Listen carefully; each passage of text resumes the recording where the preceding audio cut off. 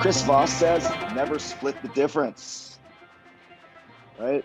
Well, honestly, I don't know about that in sales. I think, for me, if I look at about it, it's negotiations, currency, credits and debits. So he's saying never split the difference. I'm saying split the difference. I'm saying there's a currency going on of negotiation. There's credits and debits. You take, you get, you take, you get. Just like a bank account, if you take too much out of your bank account, you're bankrupt, right? You're in overdraft protection mode. And what we really want to do here is know what credits and debits you're willing to take and what you're not willing to take. So it's kind of like managing your own budget. It's managing your own account. But the way you create an illusion of control is you've influenced everyone outside of the person you're negotiating with. That's control.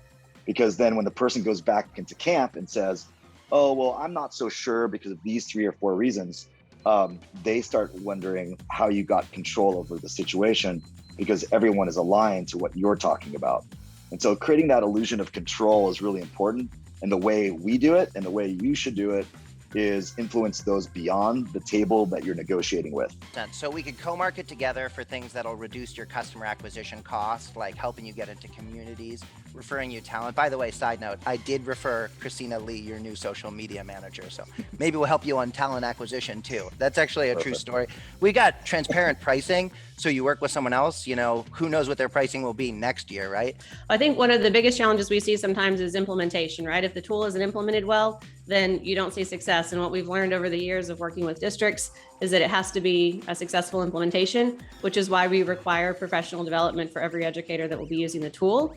And so that's what I want to make sure that we're in alignment on as we sign the contract, that we get that scheduled as part of the deal so that can happen immediately and we can have a successful implementation. Great. Thank you, Morgan.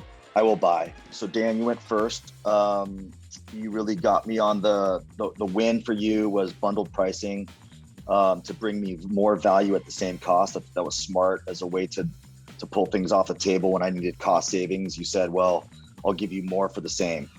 And I think that was a good technique to bring in there.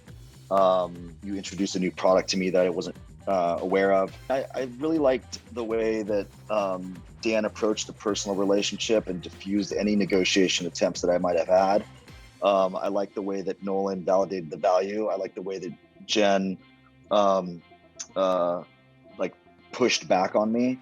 And I like the way that Megan showed me that my peers are doing it and I'm not actually, I don't even know my priorities. So I like all of those things, but so it's a tough decision because there was positive negatives on both. And you're going to make me say the decision. I'd say overall, I would say that Dan probably had overall the smoothest pitch. And it's between Dan and Nolan, unfortunately. So Morgan and Jen, I probably pressed you guys the hardest. So I'm going to give you a tie for second place, which is steak knives, I guess, or whatever you call it. So Dan, you're the champ for the day. Everyone's a winner on the GTM games. We have the glory of knowledge and cross training, and we're creating a new category. Thank you, Julia. Thank you to the sponsors.